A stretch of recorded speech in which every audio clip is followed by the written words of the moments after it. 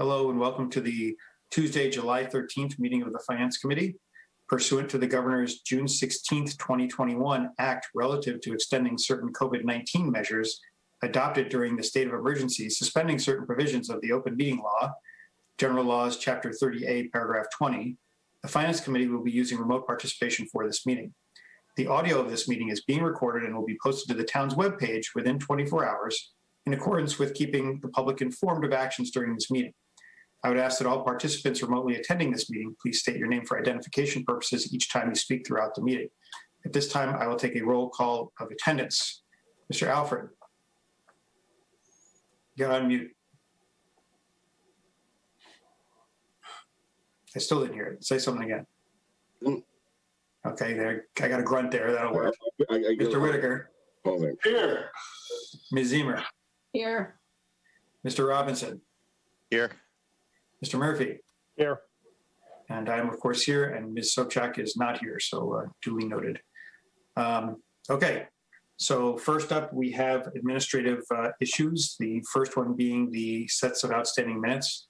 For Mr. Robinson, you probably don't even have to do anything because these were, I think, maybe one of them was when you were president, was after you got elected. But yeah, I can't vote on those, right, Ken? If I'm not here, you can if you want. There's nothing in spirit, but generally is as a matter of course, it's usually you abstain from voting on minutes for meetings you didn't attend for obvious reasons, right?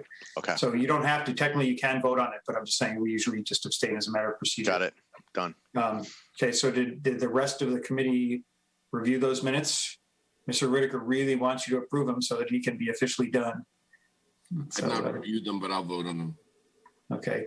Dan, you're very, I can hear you, but you're very quiet. I just and as we know, that's very unusual for you, so. I can hear you now. You have to just keep close, I guess, to the. Is that better? Because I put my speaker, right? Put my microphone on. Yeah, there you go. There you go. Okay, so anybody have any comments, suggestions? Did people review them at least? I'm assuming Mark did. I know I did because I edited them for Mark. I helped him with the editing. Okay, good. Then if everybody's okay with it, then here's what I would suggest. Are there any abstentions needed? Let me see. Hold on. Let me see what the list of meetings were, just to make sure we get it right here. So the only one. Let's see. There are only two, I think, sets. 6-1 and just 6-1 was the only one that Jay you would be voting on. So let's do this in two motions then. Let's say. I'll entertain a motion to approve the minutes from the following dates: April 6th, 2021, April 27th, 2021, April 13th, 2021, April 22nd, 2021, May 4th, 2021, May 10th, 2021, and May 7th, 2021. Second. Okay. Any discussion on those minutes? Okay. Hearing none, we'll proceed to a vote. Mr. Alfred? Aye. Mr. Whitaker? Yes. Ms. Zemer? Yes. Mr. Murphy? Yes. And Mr. Robinson, are you going to abstain on those? Yeah, I'll abstain. Okay, and I vote yes, so those carry. Those minutes are all set. And then we'll have a motion for the last set, which is June 1st. So the motion would be to accept the minutes of June 1st, 2021. So moved. Second. Okay, any further discussion on those minutes? Okay, let's proceed to a vote. Mr. Alfred? Aye. Mr. Whitaker? Aye. Mrs. Zemer? Aye. Mr. Robinson? Aye. Mr. Murphy? Yes. And I vote yes. Okay, so now we've caught up on minutes. We just have the last meeting and this one to deal with our new secretary. So thank you, Mark, for your service / torture. You're now officially relieved of duty. Since we're talking about minutes, yes. Can we ask Travis when we're going to get assistance? Just because I know how much of a pain it is to do minutes. Yep. Travis? So we've hired the person that was in this reimagined position, designed to give additional hours that were requested by the clerk's office, support hours to the TA's office in sort of a hybrid role, and then also do the minutes for the finance committee, which was put in that job description. that person's on board, but about the same time that she came on board, we actually lost the assistant town clerk to Franklin for a deputy. And in the clerk business, right, a 30,000 population allows them to pay more than we pay for a 15,000 population. So we have really focused on getting that person up and running in the clerk's office, and not really the expanded roles beyond that. I think, where she's got her feet under her, certainly. So I think we can begin to start to phase that in, but that was the focus to date. So she hasn't really even kind of got up to speed on anything outside the clerk's office. So Totally understand. Thank you. is the plan to replace, do you have a process in place to replace Diane? Yes, interviews, I believe, are this week. Okay, because I'm just saying, one would assume that we're going to, bring somebody in. It'll be easier for the new person to take on the additional things once we get the replacement for Diane on board. Okay, the only other administrative thing that I had was, it's that time of year again, and we may actually do this on time, because I got the bill today for our ATFC dues. The only thing we ever spend money on in the Finance Committee these days is our $210.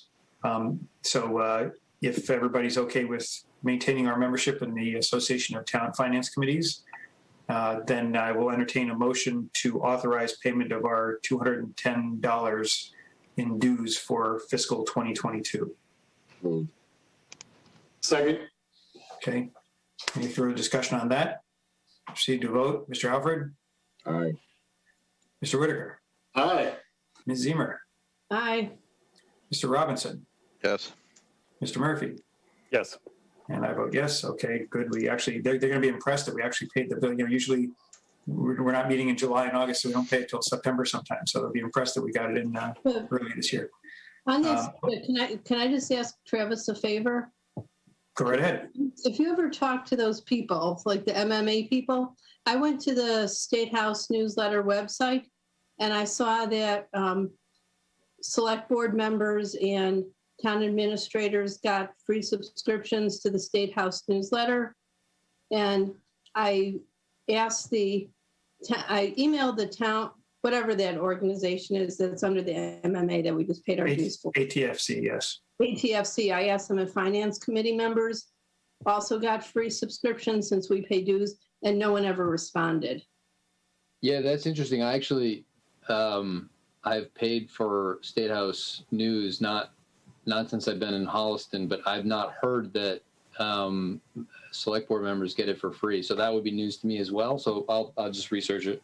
Yeah, if you look at the State House News website, it says that if you're an MMA member, you get a free subscription if you're a town administrator or a select board member. I understand. Right. So I am an MMA member, but I don't believe that we enroll each individual select board members.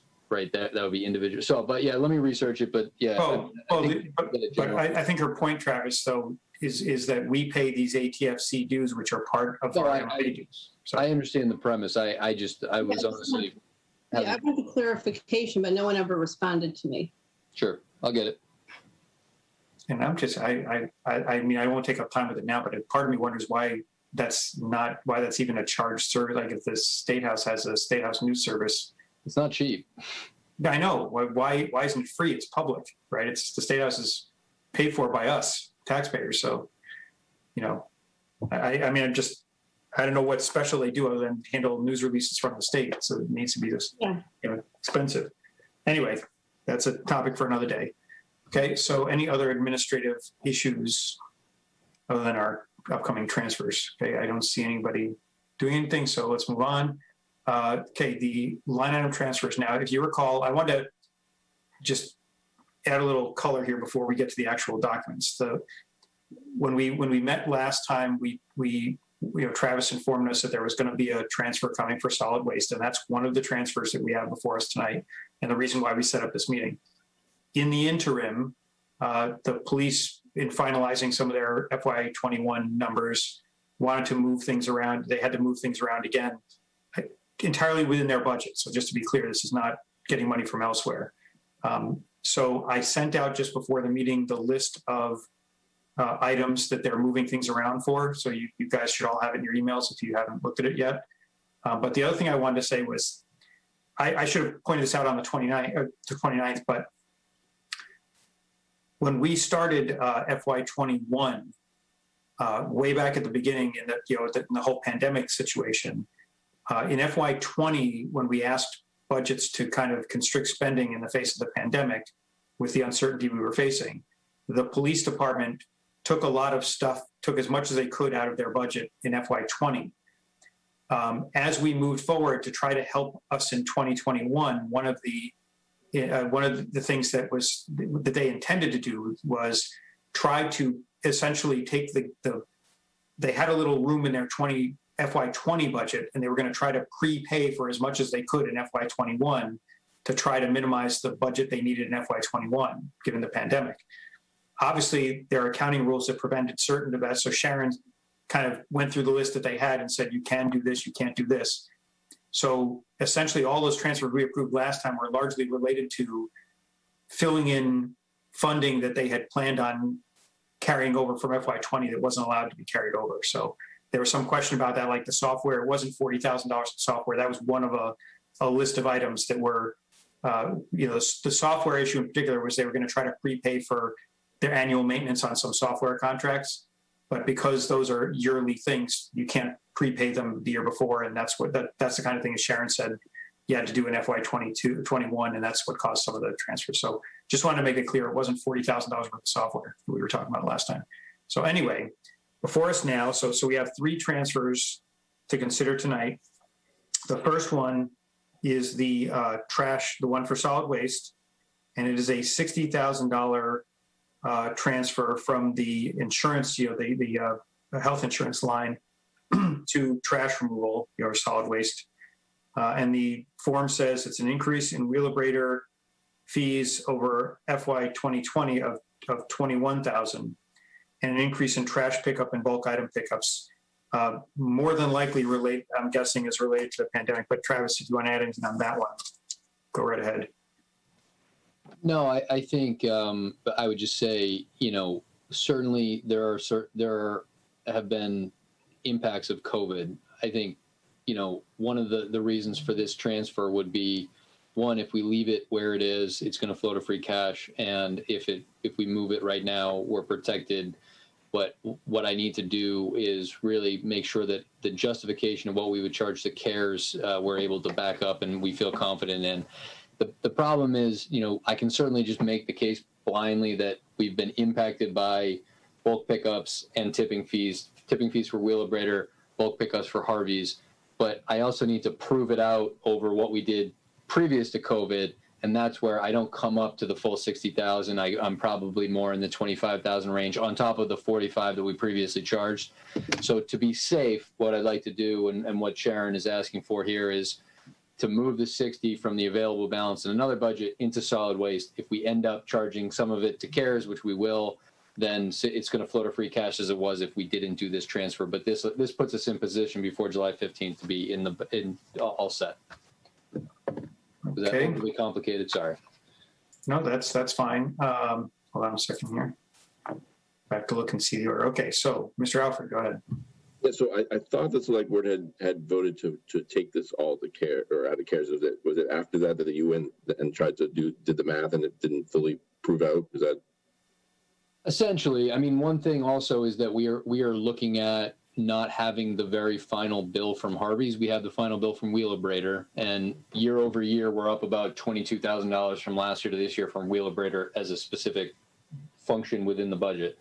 Harvey's, we're still waiting on the last bill. If it is tracking the way that it is, we're projecting that the overall budget needs $60,000. I'm looking at charging $25,000 of that most likely to CARES based on the analysis that Matt Zedek had done previously, rolling that forward, which would still leave a balance that would need to be covered through a line item transfer. So would this also though give you more flexibility? I mean, the schools had a pretty big ask, right? Yeah. For CARES, so does that also sort of ensure that whether someone's female eligible or not, you can still pick up what the schools need, and we can.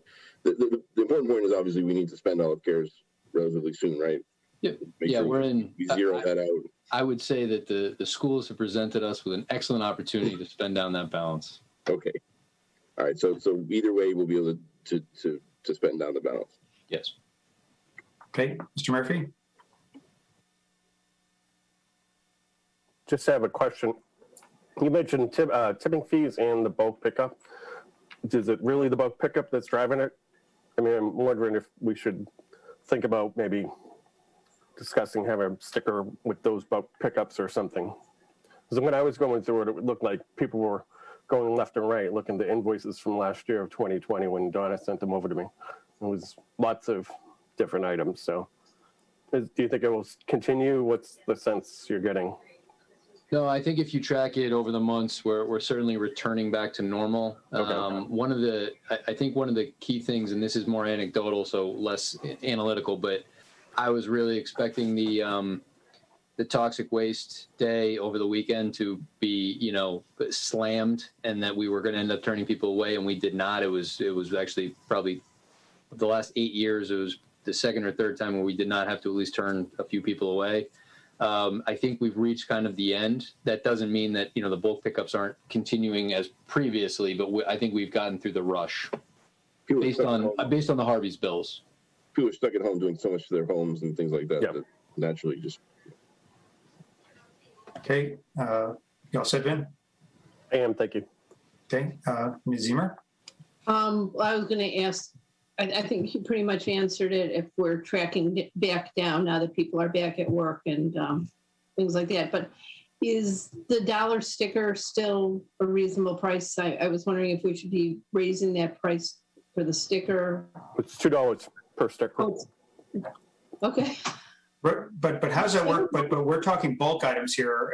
That's not the sticker? No, we don't charge anything for the bulk. Exactly. That's what I'm saying. There's nothing charged for that.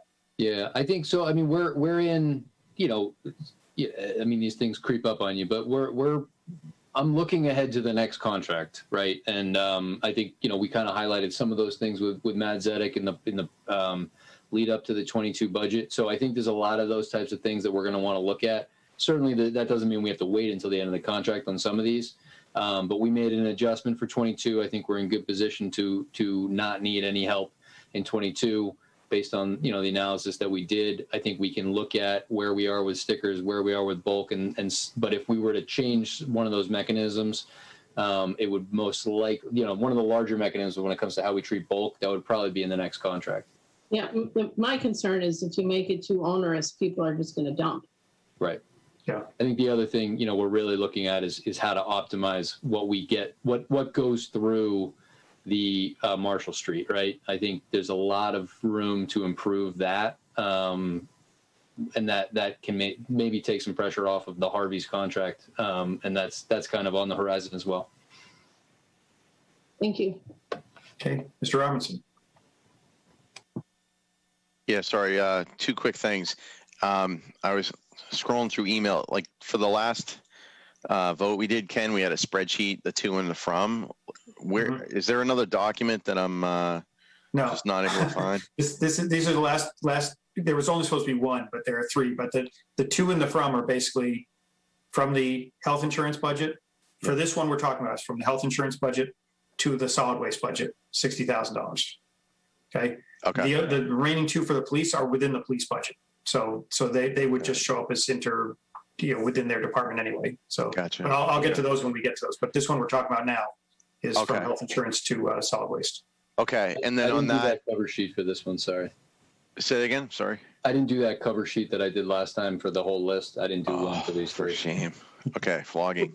Put it in the minutes.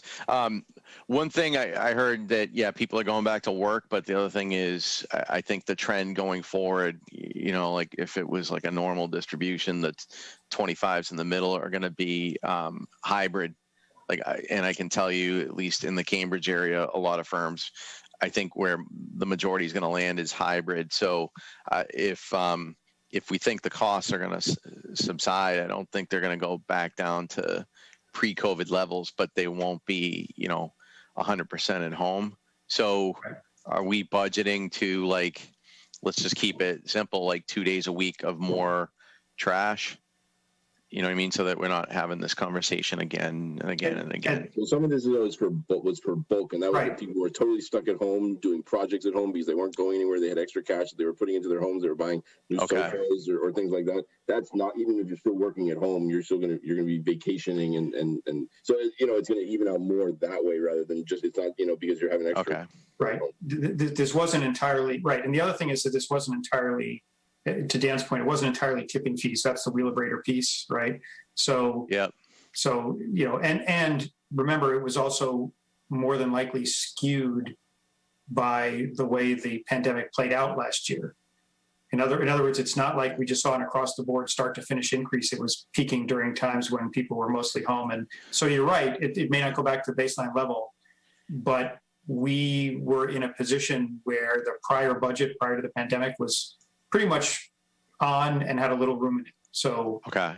so we shouldn't And be, most of it we is shouldn't be in bulk. big trouble if it goes up a little bit. is my Most point. of the spend, like you said, was bulk, not the Yeah. like the typical trash pickup fee. So, all right, I'm good. Thank you. We do have in the 22 budget, the 1.3 million that was approved was a $95,000 increase, 7.8%. So I mean, we had this discussion of what we were seeing, not fully committing to at peak level of COVID, but we did adjust 22. I think we're in good shape. Thank you.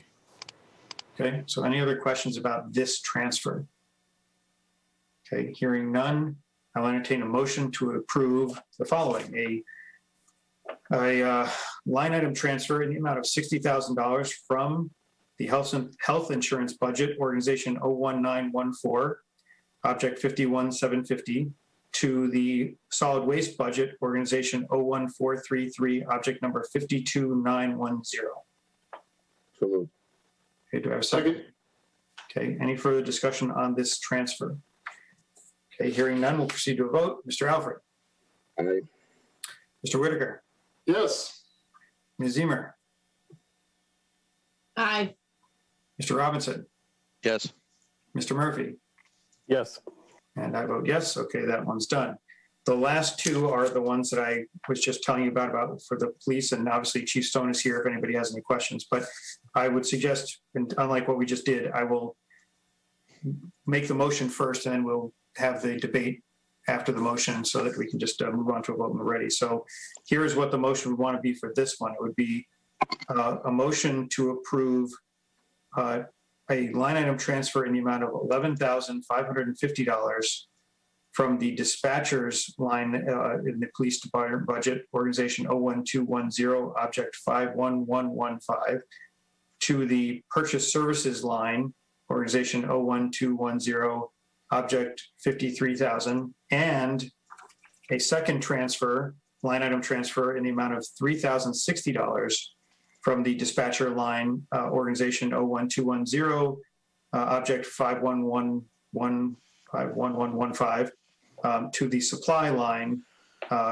which is organization 01210, object 55806. Okay.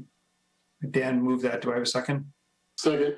Okay, so now we can start the debate. So as I just explained those transfers, but Chief, if you want to add a little more to that, if anybody has any questions, go ahead, Mr. Alfred.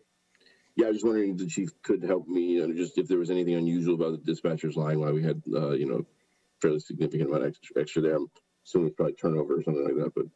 Sure. So we had one of our senior dispatchers leave, our dispatch supervisor who left at a grade 400, step 7. We brought in a junior dispatcher who's not a supervisor. She had a grade 200, level 1. Now we've then had a second dispatcher leave in the spring. We're in the process of replacing her now. She's about to take the desk on Monday for the first time. So we had a little bit of savings there in the dispatch line. Great. Okay, Mr. Whitaker. More a question for you, Ken. The document you sent out earlier today, maybe I'm just missing something, but the numbers on that are not what you just said. Yeah, they're not exact. They're not exact because for two reasons. One is that, well, if you look at the sum of the two transfers, right, it's what, 14,610, right? So it's a little bit more than what's in this list. But that's because there are other little amounts in these budgets, right? But the list is basically what it's covering, right? And this is, there's one was 11,000 and one was 3060. The total is down, as I said, it's like 15 something in this list, but there was money already in those budgets, so they don't need the full amount. So I got it. Thank you. Yeah, Ken, just to add to that, there are a couple in there, a couple $150, $250 that I just didn't include on that list. That would bring it up to that 11,550. So the discrepancy wasn't large enough to really be a concern.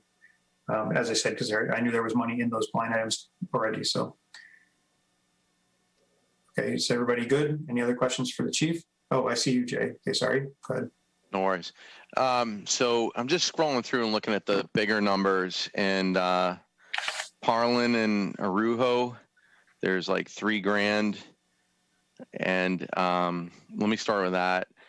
And I'm just thinking more from a budgeting perspective. Are we budgeting medical? We'll just call it all medical expenses. Okay. Like, was that an uptick, or like, do we need to in the future think about budgeting more? Do you want to take that? Because I'll answer the budgeting part of that, Chief, and then you can just take to that whole thing was related to bringing on a new officer. Those are required examinations for a new officer. So yes, in the budget, and Chief can speak to that more, there's budget for this kind of activity. But in this particular case, they had officer turnover, and they needed to, when they brought in a new officer to replace it, they had to pay for the required exams. That's why you see, if you look at it, you see teamwork, occupational, there's psychological evaluation, medical evaluation, medical evaluation, psychological evaluation. Those are all new officer. Yeah, I didn't know what that was, so I was trying to tread lightly. So do we budget for attrition, Ken, and then say that's like part of the standard cost of onboarding a new officer? So, Ken, can I jump in? Go ahead, Matt. Yeah, do comment. Yeah, Jay, so in our 5,300 professional services, we carry that each year. Actually, this year from FY21 to FY22, we increased it by 500 just because we're seeing a little bit of increase. Our psych evals for our new officers and our new dispatchers went up by about $100 per person. Yeah. So in FY21, we budgeted 3,500, and we carried that over to 4,000 in FY22. That's only anticipating 2 people retiring, leaving, transferring. Certainly if more than 2 leave or more than 2 transfer, that's just full-time officers. We also have dispatchers too. So sometimes that number goes a little bit above, but we do carry those administrative fees over year to year. Okay. And when you look at the force, do you see any, like I'm running into this in my job at work where like there's ebbs and flows. We're having an uptick in attrition for various reasons. I mean, we're a highly accredited police force, and it's tough to be a police officer to stay. Are we in the future looking to budget for more turnover, so that we're not talking about these transfers, or like any thoughts there? Yeah, thinking forward, not backwards. Go ahead. Sure. Yeah, so we're always looking forward. In the last 4 years, I've hired 11 new officers, essentially half the department. I think that's just we've hit a period where we've had some older officers that are hitting retirement. Some have moved on to other departments. I see that trend continuing at least for a few more years. We have a few officers that have been here 30 plus years, officers that have been here 28, 29, 30 years. So I don't think this will be the last year. In addition to that, and part of my plan is to add additional bodies. So while keeping up with bodies that we have, we're looking to add bodies just because of volume, and that'll come in, again in FY22. So in addition to replacing what we have, you'll see an additional officer to get us into FY23. I do anticipate it for the next several years. It's across the board. It's every police department, across the area is facing the same thing. But half of the force is new. So, like you're only looking at the back half where most of it is retirement. Yeah. Okay. Got it. And then the last thing is other bigger numbers, ammo. Are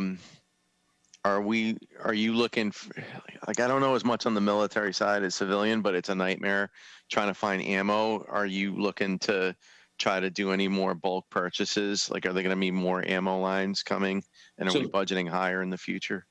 So in part of our COVID prep, we had a line item that we had been gradually increasing up until we hit FY21. So when I first became chief in FY17 or 18, we increased the ammo budget, incrementally each year. COVID hit, and that was one area that we knew we could cut right out of the gate. We took $5,000 out of that budget because it was something we had been kind of stockpiling and getting it while we had it.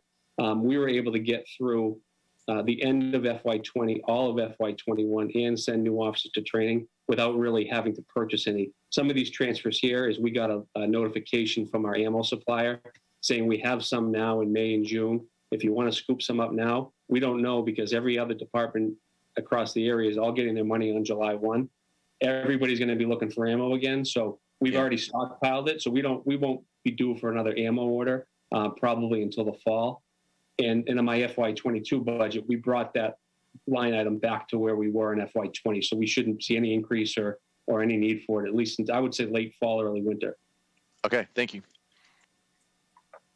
Okay. Any other questions about the transfers, I say, or the motion that's pending? Okay, hearing none, we can proceed to vote. Mr. Alfred? Say it again. Say it loud. Loud and proud. Yes. Okay. Mr. Whitaker? Aye. Ms. Zemer? Aye. Mr. Robinson? Yes. Mr. Murphy? Yes. And I vote yes. Okay, so that takes care of all three transfers. Now, Travis, please tell me that we are now officially done with FY21. Thank you. Okay, so next up is any update from Travis. So you have anything you want to update us on? Or I'll just go really quickly. I don't think we've had a chance to speak directly. I think the news came right after we last spoke. So the town is AAA. You're all aware of that. I tried to get that to you as soon as I realized I had to do it that night because they were going to date it 6:30. And so obviously that's great news. It's a testament to all the work that you've put in over the years. I think it was just a really quick background. I mean, we went into it as a short-term borrowing call. The expectation certainly was that they would not be making any changes. They hardly ever do that in a short-term borrowing call.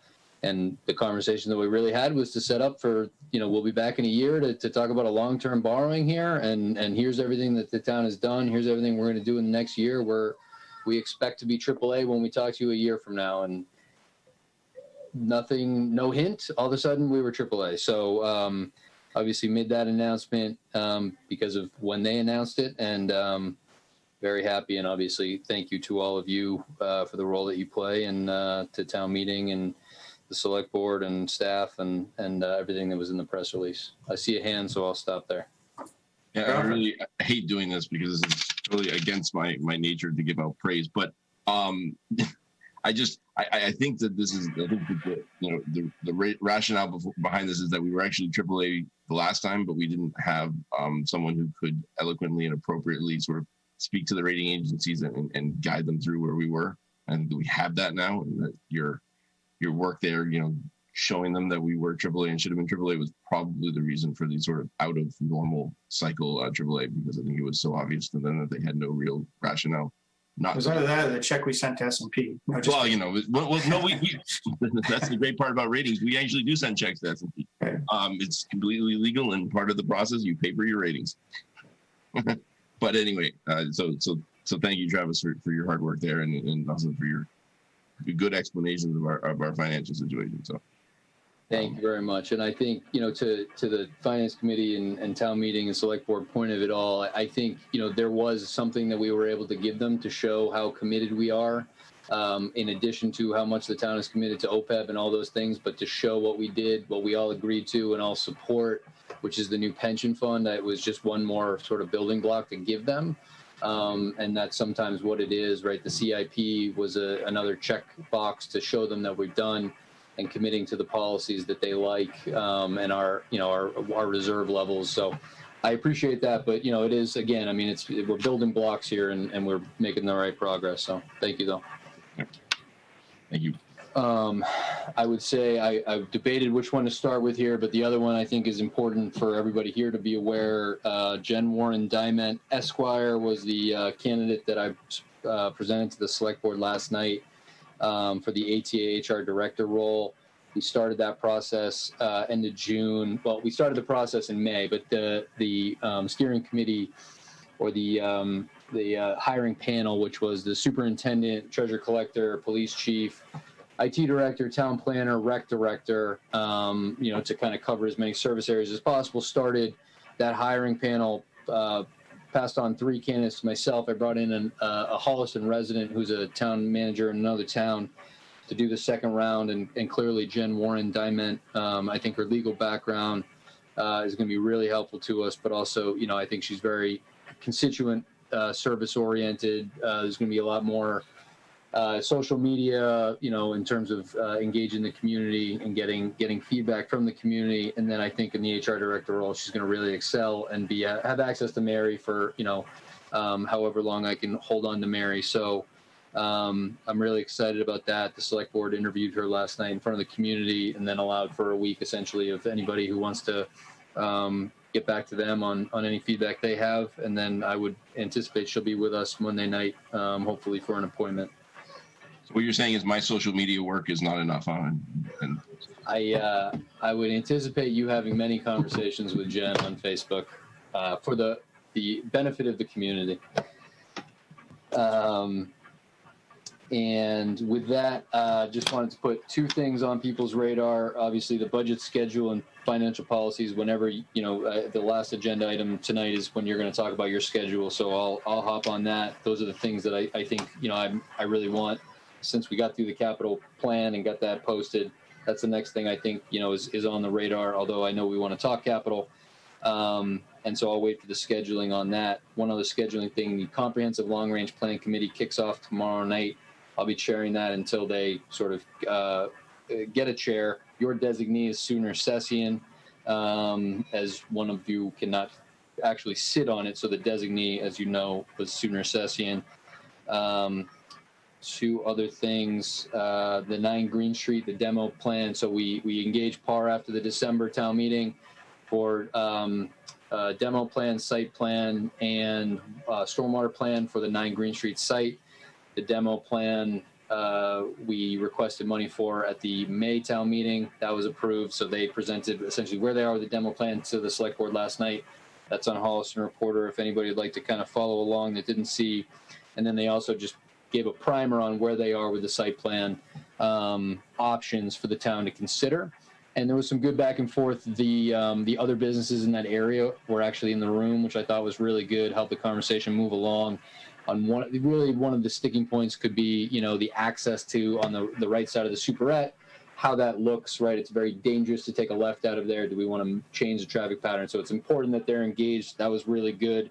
All that information is up online. If anybody's specifically interested, I've got that to the Economic Development Committee as well because of the component of supporting businesses in that area. But if anybody else is interested, just let me know. Obviously, it's covered in the Holliston Reporter, but is also I can send that information directly to you. And I just wanted to also, before we look at scheduling, I just ran the other day. Our town meeting is going to be October 18th instead of the 25th. That's the way Article 10 sort of changed the date. The free cash number I just ran since 2010, the dates that it was certified on. This past year during COVID, we got it certified on September 24th. That was the earliest date we've ever had it certified. Generally speaking, it's somewhere between October 10th and October 25th. So I just wanted to put it on people's radar as we look forward. That is the only real sort of struggle I see. I see most likely opening the warrant in August, closing mid to late September. But, I think free cash is something that we're going to probably be sweating out. I'll put it on DLS's radar right now, but that's just something that I saw that information the other day. I figured you'd all be interested. I have all of the dates that they were certified, and last year was the earliest year. So that's all I have for you. Okay. I was going to say, I know, it literally has been down to the wire for most town meetings in October when we get the certification very late in the game. So that is, I think, going to be an interesting challenge. It's gotten better the last couple of years. I know Sharon has worked with our DOR rep to get it certified quickly. So now she's going to be under that much more pressure to get it certified. So, okay. So that's that. Okay. The next agenda item is possible changes. Oh, and one thing I did want to add before we move off from the updates from Travis. At our last meeting, we discussed having somebody from our board present for the select board meetings, and that hasn't been happening. And I thought that was going to be you, Jay. You were the one that was going to attend the select board meetings. I know you and Vin were discussing it last time. Yeah, Well, I guess I misunderstood. I yeah. thought, Understood too, because I thought you were going to get the liaison list out and Yes, I am still working on it. I got tied up in a family matter. That's why I Okay. haven't gotten out yet. But I'm just saying, I just want to make sure one of the Okay. two of you, we said one of you, I guess you could, one of the two of you is going to end up being the liaison, right? So decide how you guys want to do it, but just decide, that either of you can go, but we just need to make sure somebody gets to those meetings. So, Jay, you and I will just coordinate. We'll figure Okay. out. That's Yeah. probably the best thing. yeah, I mean, I think Ken, yeah, Vin and I are on the same page. Like, we'll, so when are so you're like sneaking I will ahead. send out the liaison. Ken, list Ken and probably I in the next couple of are, days. Vin and I are the liaisons for the select board. Is that? Yeah. One or both of you will be there, definitely, yes. Because based on the discussion we had last time, that was the plan. Yeah. The only reason I haven't gotten it out, as I said, I had a family issue come up that took a lot more time away than I Okay. expected. over the No, last no, couple of no worries. No worries. It's just, all right. So- That's why we weren't there. And the expectation from the team is that we attend every meeting, or do Vin and I coordinate with Travis and Travis says, yeah, like we need you there, or no, we don't? You can certainly coordinate with Travis. I know that the select board and most occasions would like to have you there, and I see Ben's unmuting, so he's about to chime in. So go ahead, Ben. I'll even turn on my video. I would say I would personally ask, I mean, you guys coordinate however you want, but I would personally ask that somebody come to every one of the meetings. We will talk about financial issues at every meeting. So I would, I request that a finance committee member attend every one of the meetings. So. Okay. So let's just make sure we get somebody there. And again, if neither of you guys can make it, then we'll see if we can find somebody else, whatever. So, or at least let Travis know so that if there are any issues that need us, we can arrange for coverage. But okay. So now we can move on from the town administrator. The Capital Subcommittee. So, Mr. Murphy, you are the current chair of the Capital Subcommittee. But we have to vote somebody or vote the people on again or whatever we want to do it because Tim left. So we have an open spot. Right. So it's Mr. Murphy and myself are the two members that are currently sitting on the committee. And anybody? Should we have everybody vote again? I mean, this is a new slate of people. Well, that we can do. I was just going to say. What's the best way to do it? Because it's up to the committee, right? Yeah. We can. There's no formal process by which we need to disband and reform every year, right? So so the question is, do people, who would like to be a part of that? If people want, if we have. The only reason I'm saying this, Vin, is because I doubt we're going to see many hands go up. I know that's what I'm thinking too, but I just want to make sure we're not stepping on anybody's toes. Yes, right. See, if you want to do it, let me know. So Mr. Alfred, you're interested? I'll take Tim's spot if no one else wants it. Does anybody else want to be a part of this? What is the Capital Subcommittee doing, or what's their cadence? Article 33 of our bylaws provides that the Finance Committee can form a Capital Subcommittee. Really, what the purpose of the Capital Subcommittee is to work with Travis essentially to grease the skids on bringing capital requests to the full committee. Okay. So it's not like they do work that doesn't come to the full committee. It's just to go through some of the low-level details so that when it gets presented to the full Finance Committee, there's more, a lot of the questions have already been answered and things like that so that it's presented in its final form to the Finance Committee. And it's a little bit more of an impromptu thing since there's three of them. You don't have to call a meeting open, right? No. It's We subject, do. it's fully subject to the open meeting laws. Yep. It's the same requirements as this meeting. We have to post. So it's three people. If there's something of interest, we could all attend the meeting, right? It's just that Absolutely, three people. yes. I got it. Yes, Okay. it's a posted open meeting. Yeah. All right. Okay. So if nobody else is making a major noise, then I would entertain a motion to appoint Mr. Alfred So moved. I'll say, as the third member of the Capital Subcommittee. Just let me finish the motion. Okay. Sorry. That's okay. Just for the record, for whenever the minutes are being made. Okay. Any further debate on that motion? Okay. It's hearing none. We'll proceed to vote. Mr. Alfred?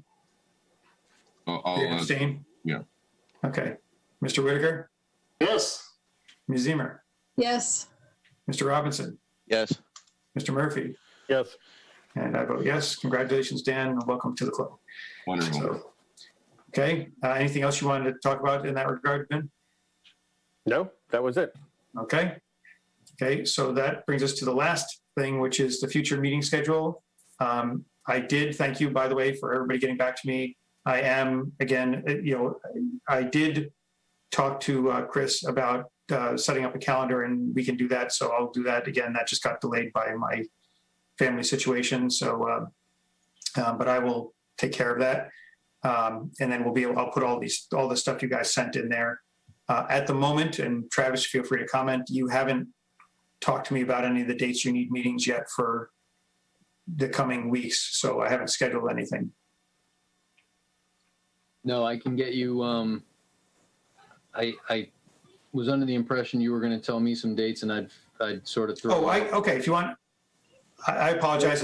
It's confusion on my part. I was collecting the information, and then was going to match it to what the dates you need and say, okay, this is what we do. If you wanted me to give you the dates first, I'll do that after tomorrow. I'll go through the information I have, and I'll send you the dates that work.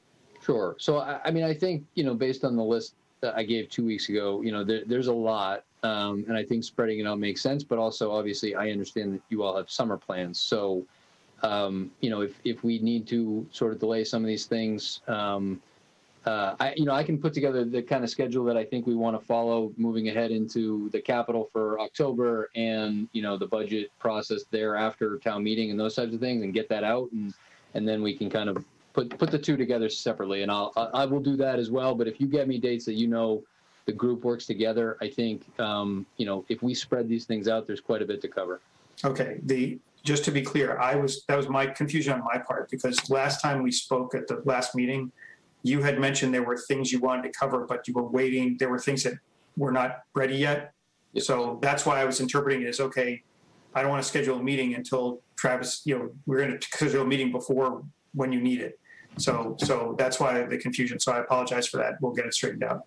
No, that's fine. I think so. The starting work on financial policies, obviously, I'm ready to do when people can find time, right? And so there's always going to be those types of things. I think setting a budget schedule that we can all kind of live with and agree with, that we're all comfortable with. I'd be happy to begin that discussion relatively soon, but also it's not necessarily needs to be done immediately. And then, to your point, right? I mean, I am waiting on a sidewalk study from Stantec that I think everybody here would want the update on. And so some of those things are a little bit outside of my hand, but I'll get them to you as soon as I have it. Okay, good. Ms. Zimmer, you had a question? Where is the, I'm sorry to sound so ignorant because I should know this, but where exactly is the capital plan? Like when I'm meeting with, let's say I continue to be the DPW liaison. If I'm meeting with them, I want to know what vehicles is on their schedule before I meet with them. You know what I mean? Yep. Yeah, I think Travis has that in the shared drive somewhere, right? You have that? Yeah, so it's in the shared drive. We also had it up on the webpage to be able to point to for S&P, but also for everybody's interest. Let me just pull that up right now. You had a shared drive, the shared folder last year for the budget where you had all the budgets. It's not in there, is it? It is. The final draft is not in there. I believe the drafts that we discussed with the Capital Subcommittee were in there. If you go to Town Links, the financial policies and info is where we've been keeping this. So the latest Standard & Poor's rating, AAA, and an explanation of everything they want to see is in here for anybody who's interested. But also, this is the FY22 Capital Improvement Plan. This was the one that we discussed with the Capital Subcommittee. I prettied it up a little bit after we talked nuts and bolts. Yeah, I was just to say, we never saw this cover in the subcommittee. No, this is a picture that we got from a kid who wanted to fly a drone. So we told him he could, if he cleared it with his FAA license, as long as we got the licensing of the pictures. And I thought they came out nice. They can loan it to the assessors. Yeah. We're talking maps in the next couple of weeks. So anyway, so it's all on here. This is on the, like I said, Town Links, financial policies info. The financial policies 2020. Every 2 years we look at, so we're on track to do that as we talked about earlier. And then these are the two latest updates. Okay, because right now when we're meeting with our departments, their requests, their asks should be meeting up with those policies, with that plan, right? Yeah, I mean, Yes. any real capital item that would come up for October that isn't on the final pages of this should be due to something that was unforeseen, and you should have that narrative behind it. Okay. I just wanted to confirm that. Yep. No, and actually in this document too is what we had talked about in May, which was a primer on what we expected to be coming in October. So there's actually there's one appendix in the 5-year capital that shows FY22, which was May, and the coming October. You know, with the caveat that things are going to change by October, but this is what we currently predict. So that's in there. Okay. This is where my $20,000 SUV question, I think, came from. I'm still scratching my head of where you get a $20,000 SUV, but I'll go with Ken's negotiated rate explanation. Yes. They bid list. It has manual windows, you know. That's right. And it's a Fred Flintstone. It's got a little crank in front, you know, the works. No computer chip. Yep. Okay, so scheduling wise, I will get you those dates, Travis, and then we'll work out, you know, when we're going to schedule meetings over the next 6 to 8 weeks. So Perfect. okay, that brings us to the close of our agenda. Anybody have anything else? But it's got to be covered onto the agenda. So what is it, Mr. Robinson? Just one thing. So just while I got Vin here, Vin, next Monday night, I can take that if you want.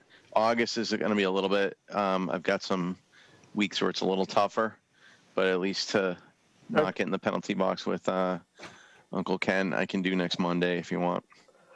It's Either Dr. Uncle Ken. It's Dr. Uncle Ken. Or Right? Chair It's really not Val- it's not me that you're in the penalty box with, it's Mr. Sparrow. So, yeah. Fair enough. Okay. What were you saying, and Vin? you all set, Jay? Yeah, you can, Jay, we'll talk about it. I mean, I'm fine. You can go next week. That's more than Yep. that. Yeah, just to get us a week, and then we can figure out the rest. All Okay. right. Done. Okay, you're all set, Jay? I am, sir. Okay. Mr. Sparrow, you wanted to comment? Yeah, actually, I have a question for everybody. So as your liaison, I want to understand and be an effective communicator with all of you. There are 7 of you and there's 1 of me.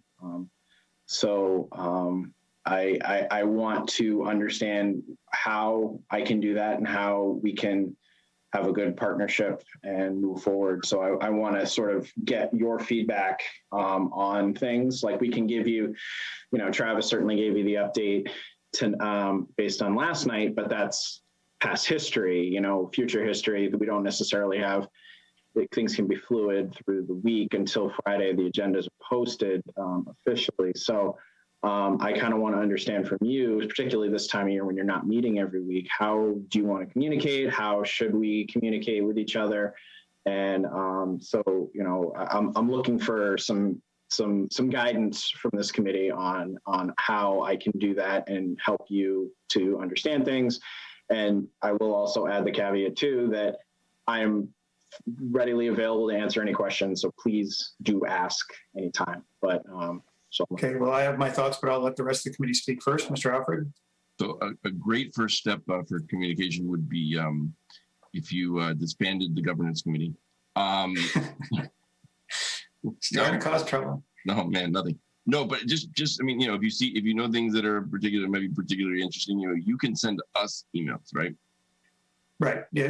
Just as, so you know, in case you don't remember, Ben, there's the members alias. You can't use it, I don't think, but you can send it to FinCom, or you can send it to Travis, who can send it to us. But I'm just saying you should feel free to communicate with all of us if you have an issue that you want to make us aware of. You don't have to necessarily just send it to me or anything like that. Yeah, I mean, well, you know, I want to be careful about that for a couple of reasons, but I think the biggest thing is I respect your ability to oversee us, and I want your oversight. And if I'm sending you information, I'm sort of filtering it. I want you to be able to be part of the process. Well, That's okay. fine too, but that's Yeah, just give me a second, Dan. I'll just to clarify. What I mean is that if there's something you want to notify us of, Sure. right? You use the alias. I'm just saying, feel free to communicate where you say, hey, we're going to be talking about X, or we're going to have, or there's an issue, you know, in other words, I agree with you. You don't want to color the discussion, but from a notification standpoint, feel free to notify the committee of anything you think is relevant. as I said, like, let's say you were considering, and I'll give you a perfect example, 9 Green Street, right? Mhm. Where you have all these plans and things, if they needed money, right? You're correct in saying you don't want to color the discussion, but if there's something where you say, hey, the select board is going to be discussing 5 different plans for 9 Green Street, and they have different numbers associated with each one, right? You guys might want to, then again, you could either send that to me and I could say, okay, I'll bring it up at our next meeting. But if we're not meeting, like if it's summer and we're not meeting often, you can send it to everybody and say, hey, anybody who's interested should attend to hear about this, right? For what I will tell you is that, well, actually, I'll say that further. Go ahead, Dan. I'm sorry to interrupt. Go ahead. No, that was it. Just basically, I mean, if I don't, Ben, we obviously talk all the time, but I'm just saying if you want to try to inform everybody of certain things, not color it, just be like, hey, we're discussing, since we have 2 members of the fire department on, we're discussing the fire department and, what we want to, if we want to, and, just then that may involve money, just. So, I've been thinking about this, and I think where I get stuck is that every week we have conversations like that. We had 4 conversations. We talked about the ATA last night. We talked about, we issued the ban for the water treatment plant last night. We signed that. We talked about 9 Green Street, and we had a discussion about the process for ARPA. Every week there's stuff like that. Well, that's why we're going to have somebody there, right? That's why you need somebody there. But I would actually request too, like, you guys got to look at our agendas too, kind of help me out. So I can certainly tell you if something is coming down the pipe, but I also want to make sure, like, I'm going to say a dirty word, basically, but I don't want another managerial salary situation. And I don't know how to prevent it. Right. Well, let me. Make sure we don't have that again. That was very easy to prevent.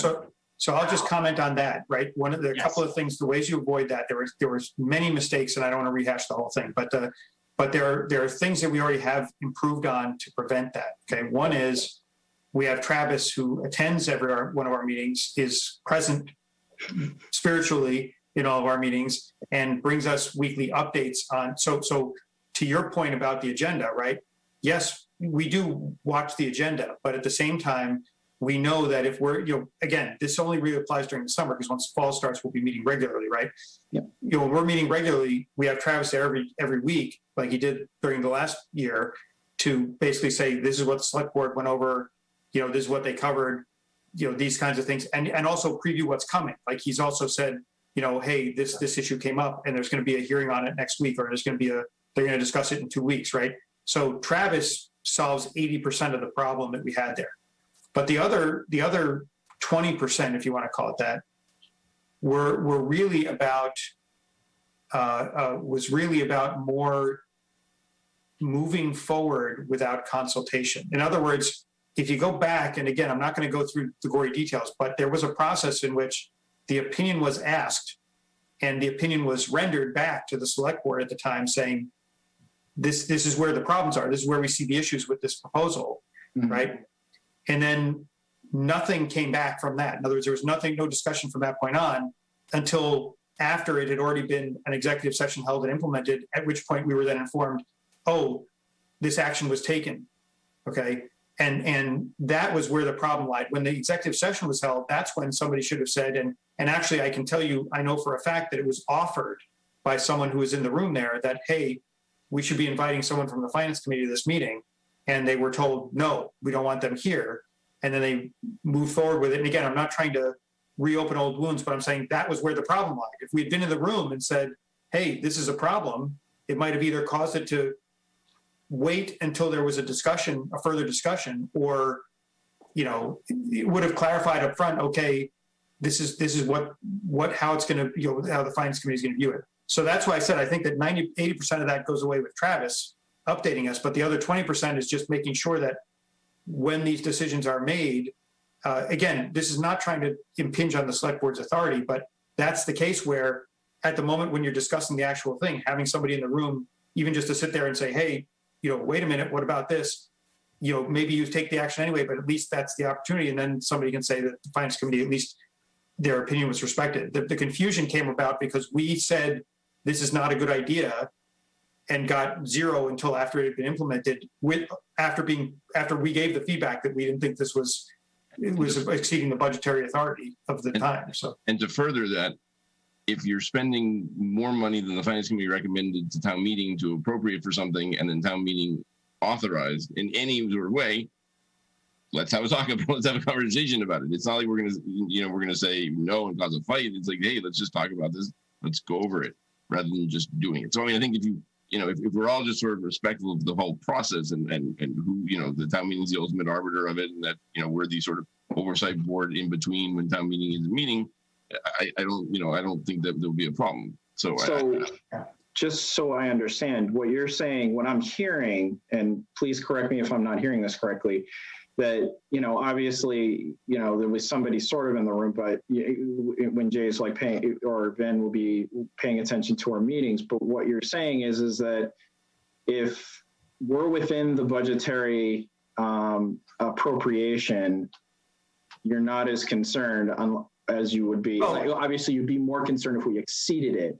Yes, but you don't really need to be apprised if we're within the budgetary appropriation. If it's something that, remember, it's the issue with that came down to town meeting's appropriation, right? We're the financial watchdogs, and town meeting had approved a certain amount of money. So to Dan's point, what caused the whole conflict was that there were really two big problems we had with it. One was it exceeded the amount that the town meeting had authorized. Okay. Yeah. Now, in the end, it didn't, right? So I know there's going to be somebody who says, hey, wait a minute, technically that didn't happen. But again, that's a technicality. It really, in its essence, exceeded what town meeting intended, right?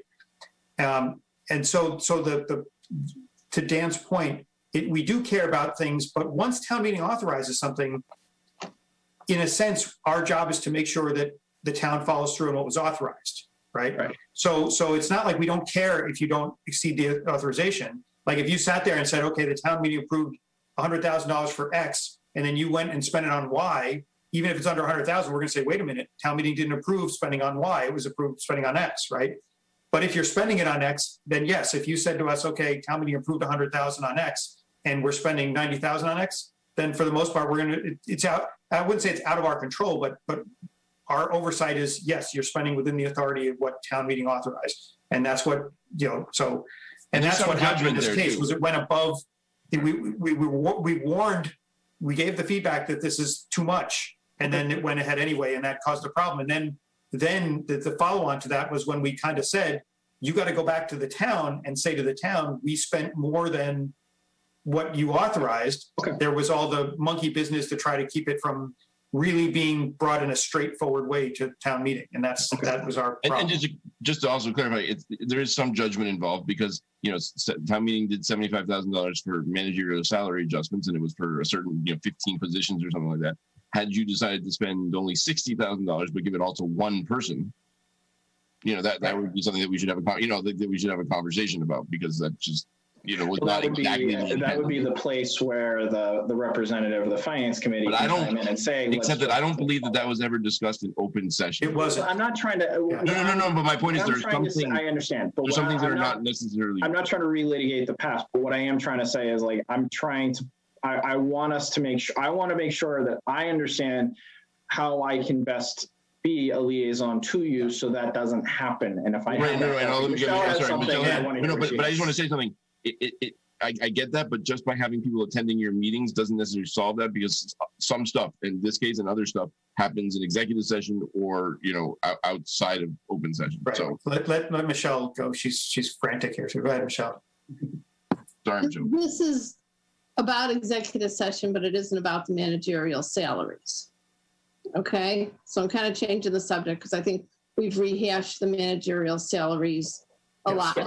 And Ben was there. So he doesn't have to be filled in.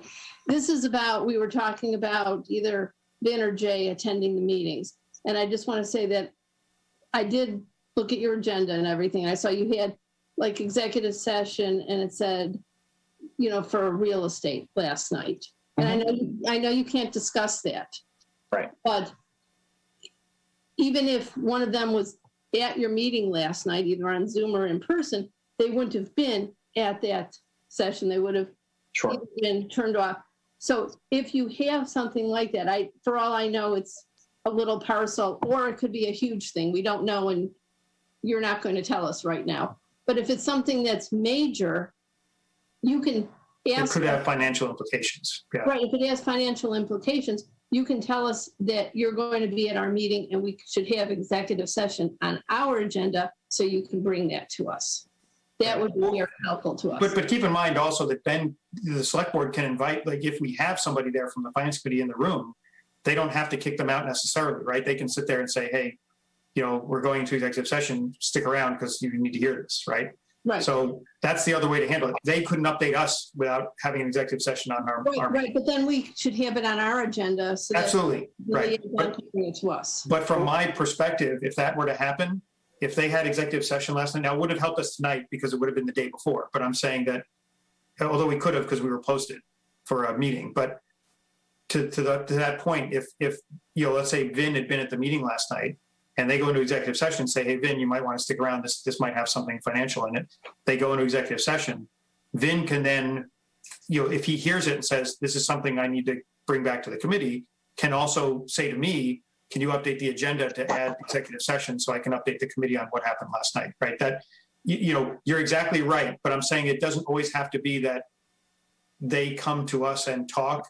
It can be that they invite us to theirs, which again, we did with Tina last year as our liaison. There were certain things that we discussed in executive session that had some relationship to select board activity. And so we would say to Tina, you can sit in on this executive session because this is something you might want to hear. The best way to do that would actually be if Travis knows it's coming up and he's put it on their agenda. Yeah, which is what he did last year. So he can tell you more than just 20 hours in advance. Right, but my point is that them being at the meetings doesn't always give us a clear picture of what's going on.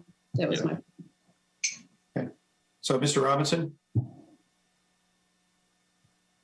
Yeah, so then the other side of that is, so if Vin or I are attending these meetings, I think it was you, Ken, that said, we're not there like going rogue or being a cowboy, Absolutely. like speaking.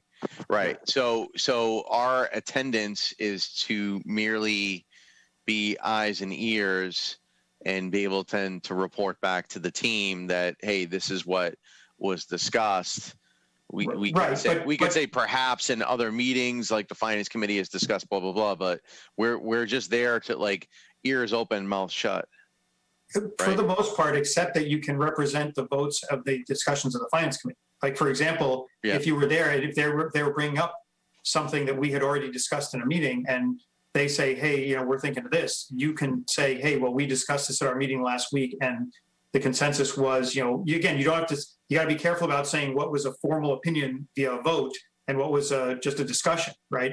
If you sat there and said, we discussed this and the feeling of the committee was X, Y, and Z, you can give that feedback to them. That's okay. But yes, for the most part, as I said, the thing is you just have to be careful because if it's not something that has been voted on formally by the finance committee, then the finance committee has no official position. So you can relay kind of unofficial information, but you can't go in there and say, the finance committee thinks this because we discussed it. If we didn't take a vote that says this is our opinion, then it's got to be presented as, not an official position of the finance committee. You can speak for yourself, though. You could say, I can't speak for the committee, but I would tend to be in favor of this and would bring it back. Yeah. But that's as a citizen.